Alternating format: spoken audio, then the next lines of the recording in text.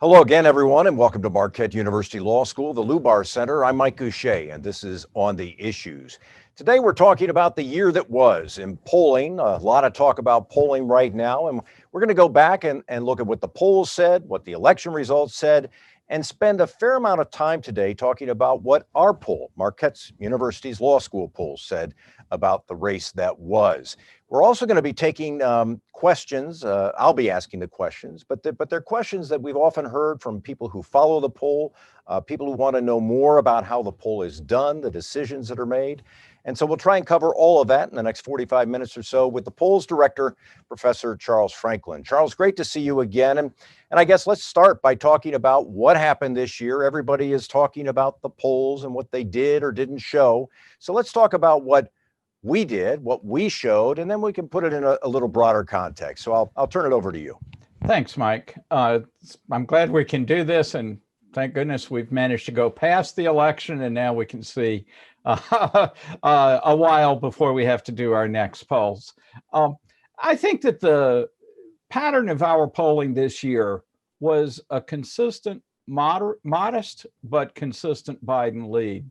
Over the last four polls, we had Biden leading by 5, 4, 5, and 5.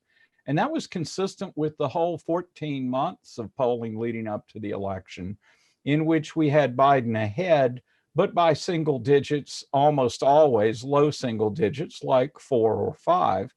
And the average over the year was about 4 or a little above 4, 4.5. So I think that those steady results were significant, that we weren't seeing big gyrations or shifts in the polls. We also didn't move over the course of the year very much. Some polling that initially was in the 4 or 5 point range where we were towards the end showed big Biden leads. And we'll talk a little bit in a minute about those comparisons. But in the end, our final poll had Biden ahead by 5 points in our normal likely voter model. And in our high turnout model, Biden was up by 4 points. The margin of error for that final poll was plus or minus 4.4 percentage points. And so we were in the ballpark, still a little bit high. The election as it stands now has Biden winning by a little under 1 percentage point. And so we are off by 3 or 4 points, whether you're using the high turnout model or the usual likely voter model. We had exceptionally high turnout this year. Our likely voter model expected about 3.1 million votes, and our high turnout model about 3.2. And we're actually closer to 3.3 million votes, a remarkably high number when you consider we were a shade under 3 million in 2016. So I think we had a pretty good year in terms of getting the winner right, but also being fairly close at 3 or 4 points off. Now, over the long haul, including our worst failures in 2016, we've averaged about a 2.1 percentage point error on the lead for the top candidate. And so being at 3 or 4 is a little higher than our usual error, but not remarkably so this time. One thing that we saw this year, Charles, was a lot of polling done in the state of Wisconsin, which was quite different from what we saw in 2016. And although there were many polls here, most of those polls, in fact, pretty much all of them, did have a bigger margin in this race. Do you have, after looking at the numbers, do we have a composite of what the average margin was that the other polls had in this state? Yeah, if you look at all of the polls done in the last month of the campaign, including the 2 from us, though our last 2 were both at 5 point margins, the average error in the polls is almost a 9 point error. Those polls were averaging close to a 10 point Biden lead. He wins by less than 1. And so you get about a 9 point error for those. We saw, and we talked about this, you and I, Mike, during the course of the campaign, that while our poll, the Marquette poll, was consistently in this 4 or 5 point range, A lot of the other polling was notably higher. CNN, I think, was their final poll, I believe, was an 8-point margin. Then we saw a 9-point, 10-point, 11-point, and a lot of attention was given to the ABC Washington Post poll that had a 17-point lead. I think that's just an exceptionally unfortunate outlier, and I discount that. But I think it's more important that we had this consistent cluster of high quality polls from CNN, the New York Times, UW-Madison, and they were all at the end in this 8 to 11-point range. We never got anywhere close to that. Another thing was that the New York Times earlier in the year had been down at 4 or 5 where we were. Likewise, the UW-Madison was about where we were at 4 and 5. But those other polls showed an increase in Biden's lead late in the campaign. That was something we never saw. Also, I guess I should credit the Fox News poll, which earlier had an 8-point lead, but came down to 5 in their final poll. You know, Charles, one of the things that you and I have talked about since the election is why the last election, 2016 and 2020, we have seen this apparently unknown Trump voter that is just simply missed by a lot of polls. And there's been speculation on that. And I think recently, even yesterday, we were at an event and I was sharing a story from a Democratic strategist who said that the Democratic Party's polling was way off. Their internal polling was way off. And when I asked him why, he suggested that there might be a couple of factors. And one of them was he talked about a sort of a low propensity Trump voter, somebody who doesn't go to the polls every election, but who was very motivated by Trump, liked Trump a lot, and so went to the polls for that. And then said this person also is deeply distrustful of the political establishment, of pollsters, of the media. And so his conclusion was, and again, this is all speculation at this point, we don't know, but his conclusion was that these folks are not going to participate in a poll. They're taking a pass on that. And so it's very hard to get at them. From your perspective, is there something different about the Trump voter that we simply have been unable to tap into? I think there's more evidence for that this time than there was even after 2016. In 2016, we heard a lot of talk about shy Trump voters, people who in the interview were reluctant to say they were supporting Trump. We did a lot of research on that and did not find much evidence that people who did the interview were systematically disguising their political leanings. You know, if we were only asking the vote question, we'd never know that. But in our surveys, we ask over 40 questions in all. That gives us a lot of leverage to see someone's political leaning on questions that have nothing to do with who are you going to vote for.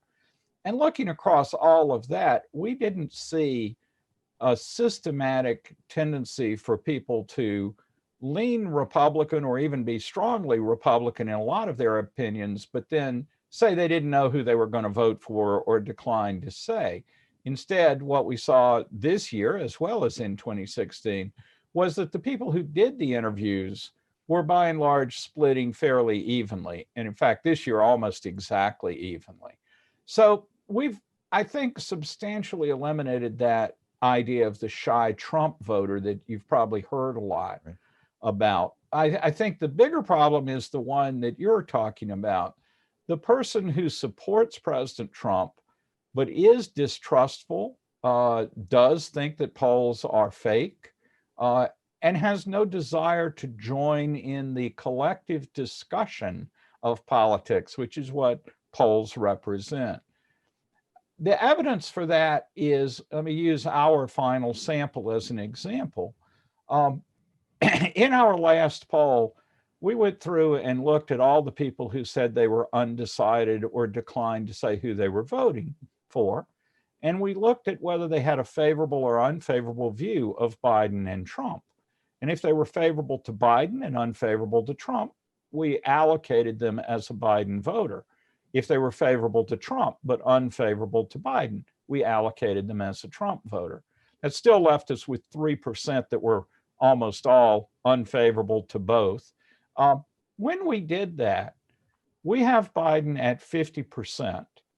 And as of now, he's getting 49.6. So we were almost exactly on his vote. But for Trump, we have him at 45 and he's getting 48.9.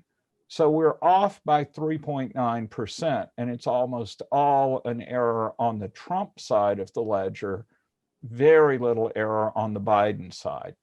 That is what we also saw in 2016, when our results for Clinton were within a decimal point of her actual vote, but we were even further off on Trump.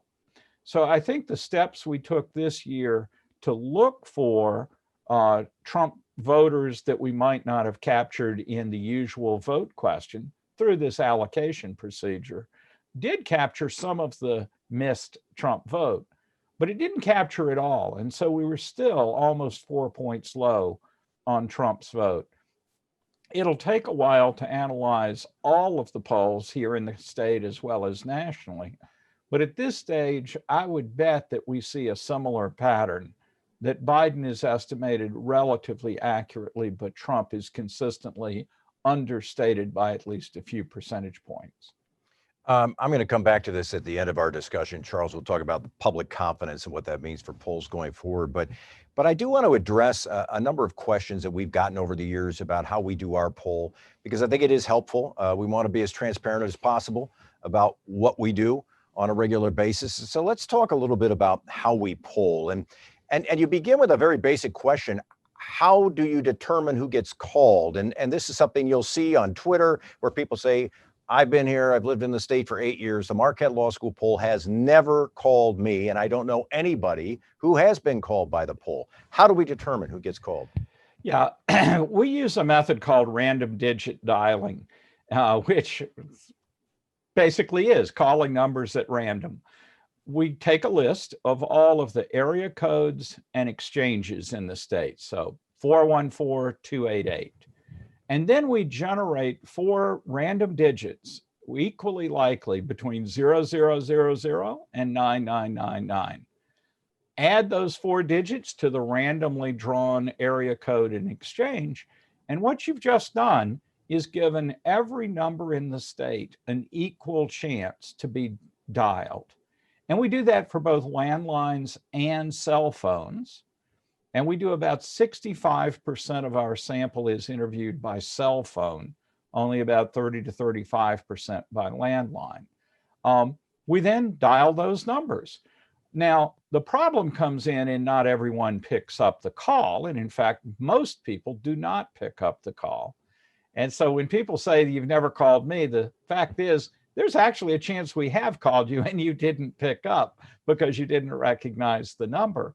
I'm always pleased when somebody tweets, hey, I just got called by the Marquette poll, because it proves, at least to a small audience out there, that we are making those calls and people are answering them and talking to us.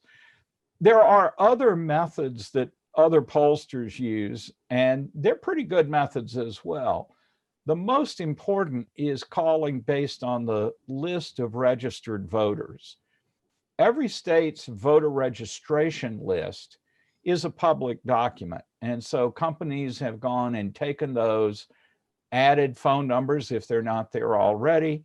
And so other pollsters, like the New York Times, for example, draws their sample from that list of registered voters and calls those numbers. The advantage is, those people are in fact registered to vote. The disadvantage is new registrants, people who are not already on the rolls, aren't included on that list until very late in the game, if not actually after the election. We don't use that method in part because Wisconsin's voter registration system doesn't include a party that you register with. And knowing the party of a phone number is a helpful thing in states with party registration. We don't have that. But I also like the fact that our method lets us reach people who haven't already registered, but tell us they will definitely register by election day. and we keep those people in our sample. And it also allows us to reach people who've only recently registered but may not be on that registered voter list. So those are the two most common methods for calling telephone-based surveys. There's also internet surveys and others that we can talk about, but of the telephone surveys, the random digit dialing that we use or the listed voter sample or voter list sample is the other most common method. Well, maybe it is a good time to talk about those other approaches, because one of the challenges, and you've been very honest and open about this, the challenge is getting people to pick up the phone.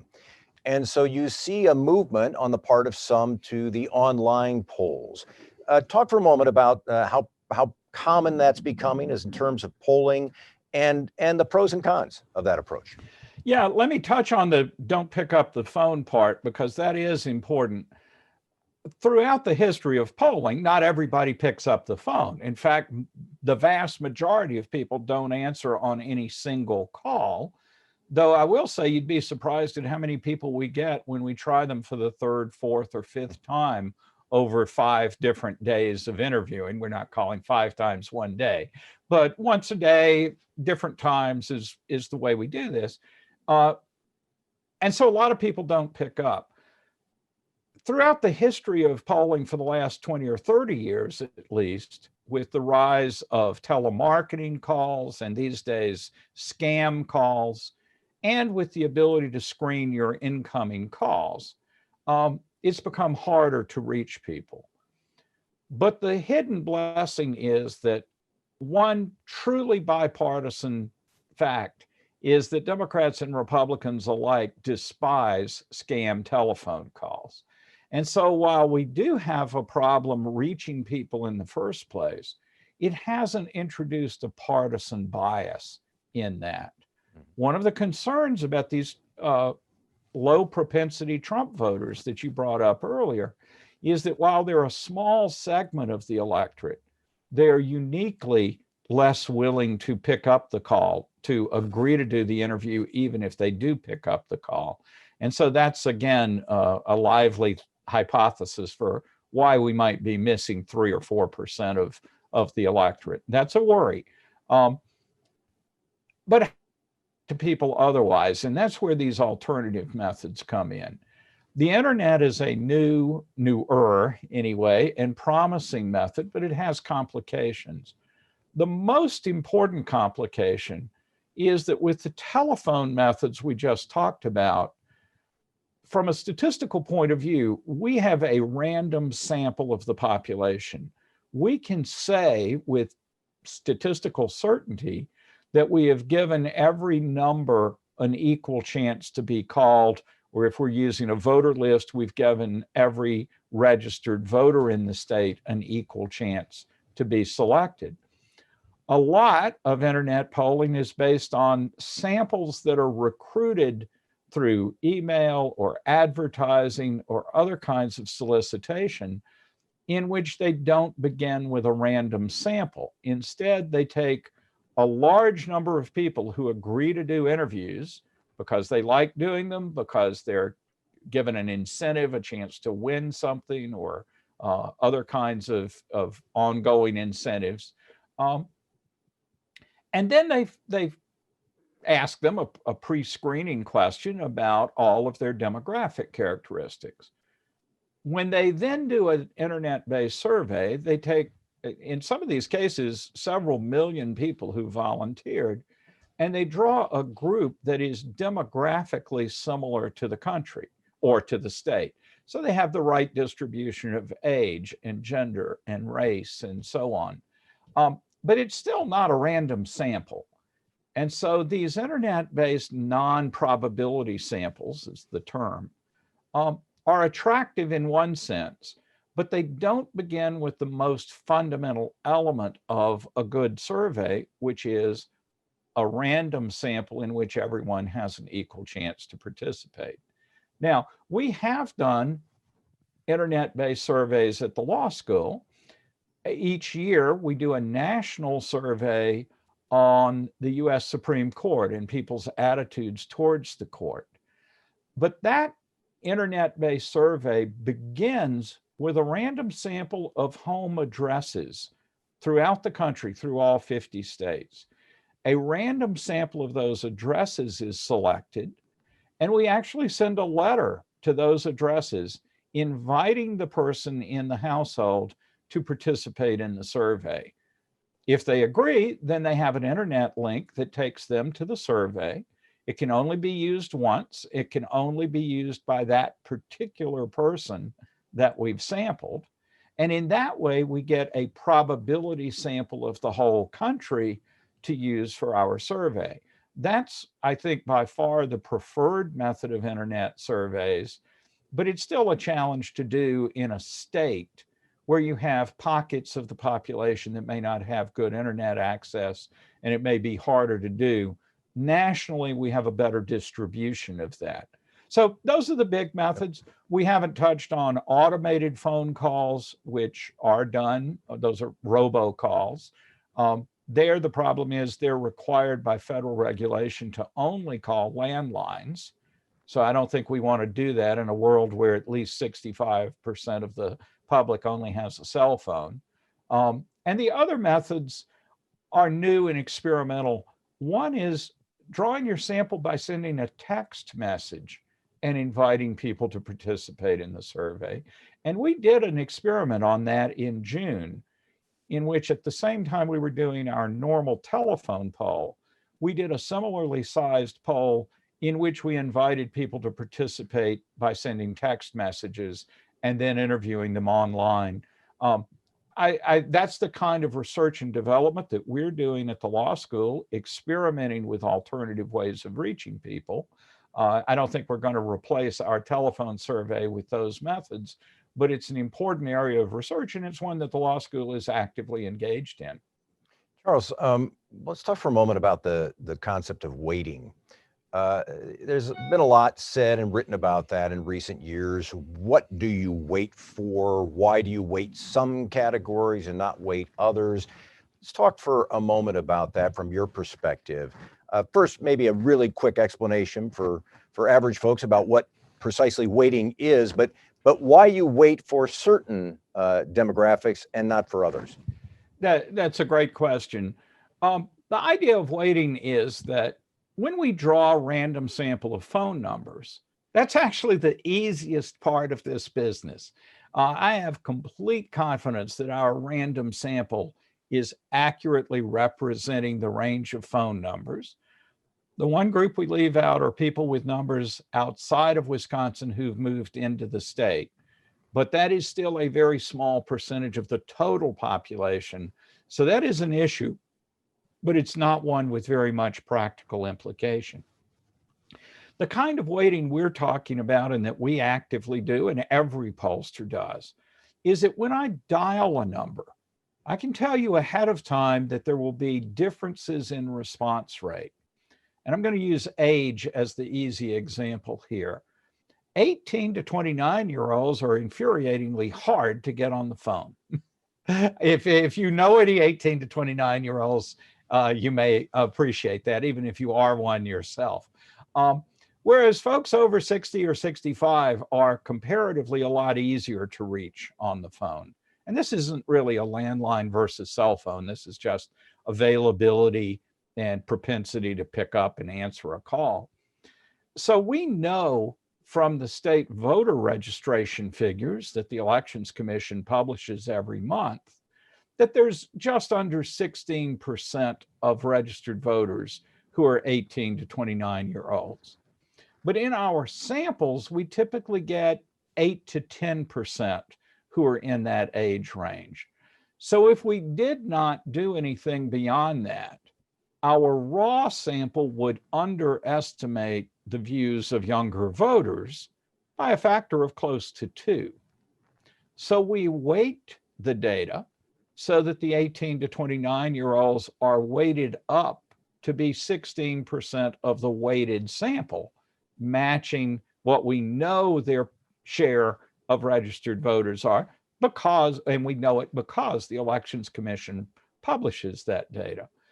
Likewise, Folks in my age group are weighted down and given a weight a bit less than 1 because they're more likely to participate in the survey.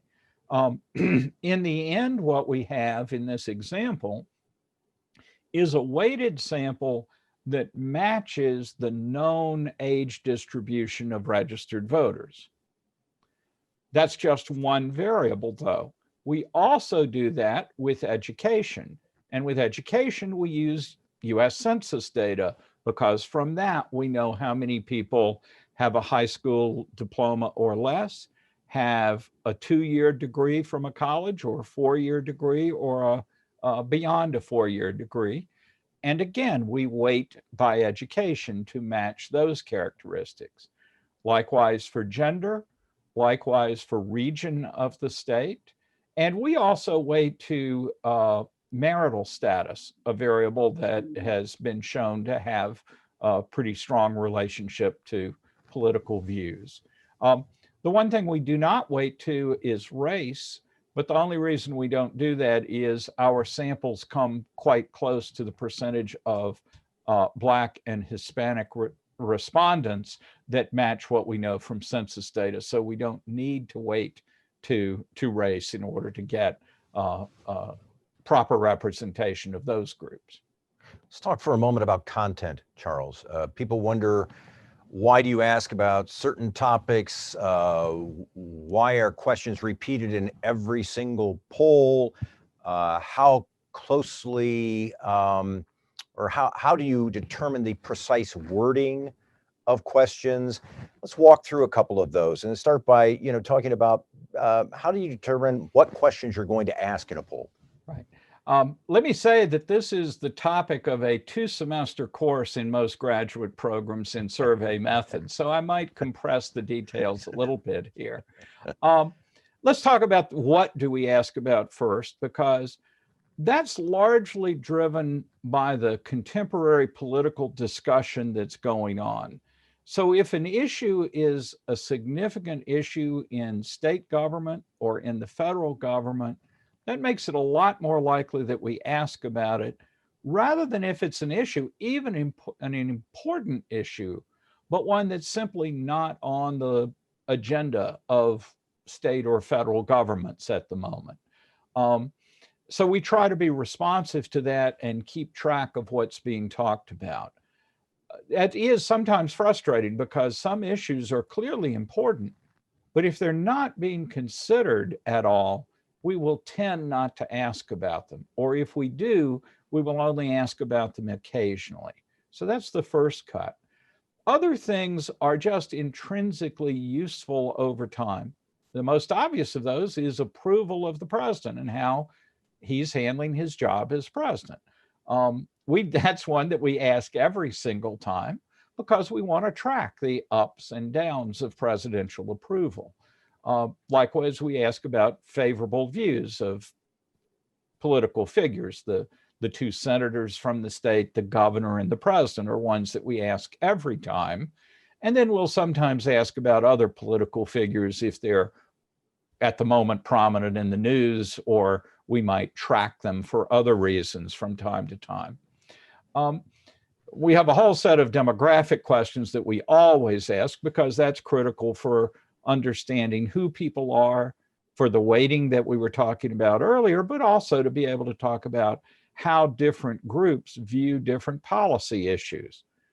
Finally, to come back to those policy issues, this year, we shifted our focus to spend most of our time in the surveys asking about people's response to the COVID epidemic, asking about their response to the economic issues that arose out of the COVID epidemic and the dislocations from that.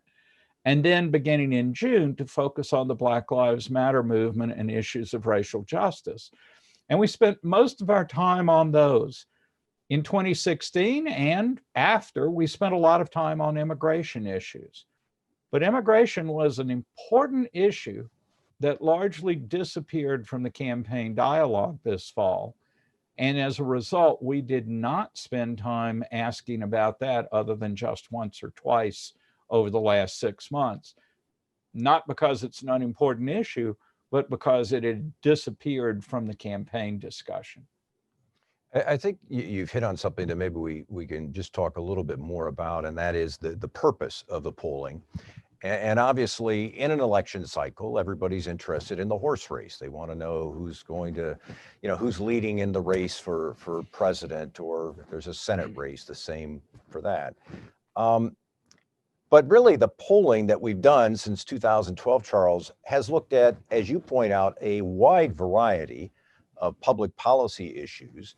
And we've also looked at very specific things, such as attitudes in the Milwaukee metro area, attitudes in the tri-state region, as we talk about whether there could be greater regional cooperation between Chicago, Milwaukee. There's a lot of other stuff in these polls. And so from your perspective, how do you view the purpose of the poll? How do you see it? Yeah, I think that the broader policy issues, the broader social issues, to me, are by far the more important thing, and the thing that we actually spend most of our time and money on, if you want to know the truth. We've asked over 1,400 different public policy questions in the 8 years we've been doing the Marquette Law School Poll. And by the way, they're all available. You can look at them online at law.marquette.edu/poll. And at the top of the page, click interactive top lines, and you can see every one of them listed up there, and it'll show you the results if you click on them.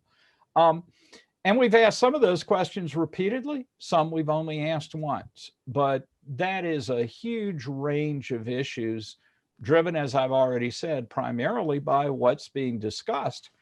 But every now and then we'll ask questions that aren't being discussed that we think are fundamentally important. And I think that the challenge of polling and the challenge of communication, and for that matter, news coverage, is that everybody wants to know the score in the game. And so everybody, understandably, wants the top of the press release, the top of the news story, to tell us who we think's ahead. And as a result, that horse race coverage really does always, in the election fall at least, become the first paragraph of every story and every news release. Our typical releases, I'm slightly embarrassed to tell you, run 14 to 16 pages long. And typically the first 2 or 3 pages have to do with the election, and the rest have to do with these public policy issues, perceptions of issues or candidates, how groups are behaving, all of those things that I like to believe are intrinsically some of the more valuable parts of polling. But it's perfectly understandable that they're not the first paragraph of the story, and they often don't get nearly the attention that I could wish they did. We partly make up for that by coming back to those things and talking about them outside of the first news story. And we include them on our website. We make them accessible. We write blog posts and Twitter feeds occasionally about these things. But I do think that is an area that we contribute quite a bit to the dialogue, but it is often the second or third thing that people see or read about. For example, support for wearing masks is one that we've asked questions about. And we asked, how often do you wear a mask? Those are things that, you can go out to your grocery store and look around and see whether you think people are complying with masks or not. But we have a way of looking at that across the state and how people feel about that. We've also asked a lot of questions about racial equality, racial inequality, how people feel about that. And that falls in the category of questions we've asked about once a year. Things that we come back so that we can look at long-term trends, but where we don't expect attitudes to change suddenly unless events intervene all of a sudden. But we keep track of those things over the long haul. And then at the end, we'll look back and say, okay, over the last 5 or 8 years, how have opinions changed on school funding, for example? Or how have they changed on same-sex marriage, or how have they changed on racial equality issues? I'm going to begin to bring us full circle here and talk about a couple of trends, and then we'll just take a sort of a big picture look at the future of polling. But the trends that I want to talk about, Charles, is we're all familiar with the individual polls, and we wait for the results in an election year to see what the latest poll says. And we're also familiar with something that you are, frankly, one of the sort of the early folks on the idea of aggregation with pollster.com, where you take a bunch of polls, put them together and say, okay, there is a better measurement of what's going on than a single poll. But there's also something now called forecast models that are becoming popular, which literally attempt to predict the outcome of elections, which is different than a poll, we should point out. Let's talk about this trend towards forecast models and whether aggregates are still as important as they once were thought to be. Yeah. I think aggregates are important, but then again, consider my history. We founded pollster.com in 2005 and had a good run and sold the company in 2010. But the idea I do fundamentally believe in, one of our problems as a polling industry and as news organizations that cover polls is a tendency to react to extreme polls more than we react to the bulk of polls. And we couldn't have a better example of that than the 17-point lead that the ABC Washington Post poll had late in the campaign. I hardly ever talk to a journalist who doesn't bring that poll up. And it is a very prominent and extreme example, but it was in no way representative of the range of almost all polling in the state, which we talked about earlier, that sort of, included a cluster at 8 to 11, but also included us at 5. The idea of polling aggregation was to say to the world on our website, pollster.com, that you'd be better off paying attention to what the average poll says rather than write a story today about an extremely high poll, but then write a story tomorrow about an extremely low poll. And we often see still stories that one day say somebody's way up and 2 days later say they're suddenly lost that and they're way down. And that's because they're focusing on 2 individual polls when in fact the average hasn't moved very much and other polls are consistently in the middle. So I still believe that polling aggregation in that sense, presenting a more or less simple average of polling and tracking how that changes over time, grounds coverage of polling in a race far better than constantly chasing the extreme outlier polls, either very high or very low. The forecasting part was not something that we did as aggregators at pollster.com. And that's the newer step of creating statistical models that say how likely is it that the Republican wins or the Democrat wins, given the polling, given the history of the elections in the state or in the country. And I find those interesting as a statistician. I think they are an interesting challenge to statistics. But I believe that we've seen now for the second presidential year in a row, those forecasts producing extremely high levels of certainty, near 90% certainty of what the outcome is going to be, which I think are fundamentally not justified. And I think it's hard for me to reconcile that 90% certainty of the outcome with what I think is a considerably greater uncertainty as we've looked at the votes counted. It seems very clear that Biden has a lead and an electoral college majority, but it's one that's based on a number of wins of 1 percentage point or so, maybe a little less in some states. But the high certainty that those forecasting models produced, I think, is not appropriate. That's not to say that they aren't trying to do a good statistical job.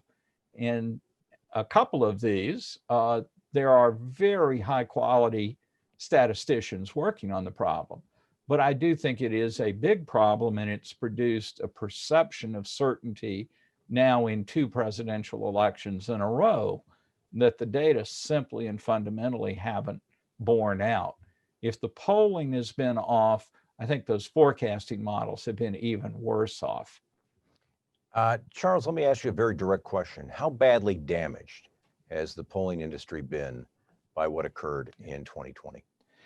I think it's especially the combination of 2016 and 2020. In 2016, I'm sorry to say, you could argue that the biggest polling errors were in Wisconsin, Michigan, and Pennsylvania, but that the national polls were quite good, actually, and many other state polls were pretty good. But this year, and again, these are preliminary because we don't have final vote count, so the numbers will change a little bit. It looks like the average state poll was off by something around 6 percentage points, too favorable to Biden. That's a lot of error, bigger than we saw last time.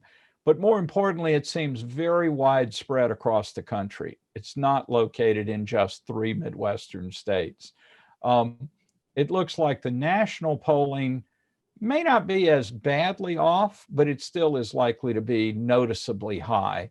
I give that qualification because we're still not sure where the national vote margin will ultimately settle down.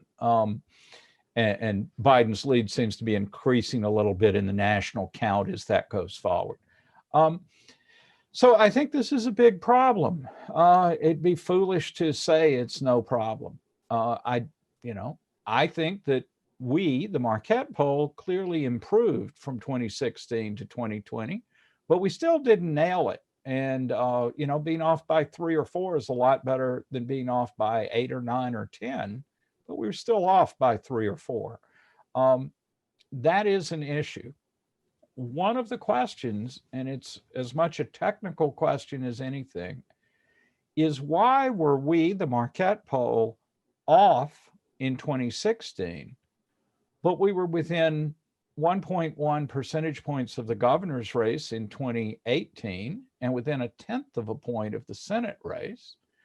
And this spring, we were within 2 points of both Biden and Sanders' vote in the Democratic primary. And yet we were off by 3 or 4 this fall. And again, others off by a lot more than that. So this is why at the beginning we talked about Trump voters who are reluctant to do polls or skeptical of it. If those folks only vote during presidential years with Trump on the ballot, but drop out of the electorate without him on the ballot, that would help explain why we went back to being highly accurate in 2018.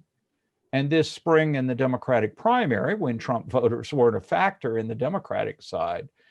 So these are bits of the evidence that point us back to that idea that there's a fairly small share of the electorate, but maybe 4% or so, that we're just failing to reach in our surveys.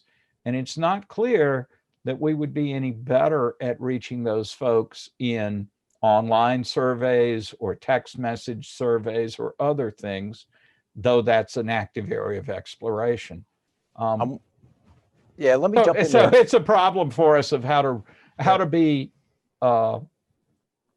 regain the trust of the public. The obvious answer is to be right. But we were right in 2018 and then a bit wrong in 2020. My final question, I guess, Charles, would be a continuation of this discussion. And the concern I would have just sitting there looking at this saying, okay, so the headlines from this election cycle are the polls were wrong. That's what we keep hearing. The polls were wrong. Can we believe them? Do they have any credibility left? We know, or at least we're speculating, there may be this subset of Trump voters who are deeply distrustful of the polls and the media and the political establishment. But does this begin, based on what happened this year, does it begin to bleed over into the more traditional Republican voter, the more typical Republican voter? And all of a sudden, it's harder to get those people to participate in the poll. That's the nightmare for a survey researcher like me. I said earlier that, Democrats and Republicans alike despise spam phone calls, and that's been our salvation because there wasn't a partisan bias.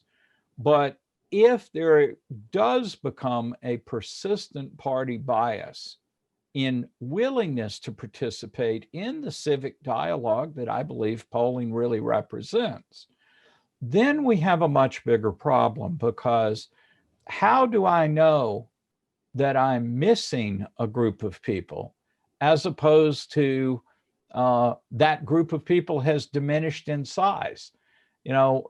Declining to participate in the poll, ironically, actually makes your side look weaker in public opinion or in the vote. So it's sort of an unfortunate cycle that sets in. I think this is a big problem, and we look for ways to benchmark our data to be more confident that we're not missing particular groups. But I come back to these Trump voters that maybe we are missing. And how could we know that? How could we do something to affect that? And all I can say is this is active research and development, has been for over 4 years now, but it remains a challenge.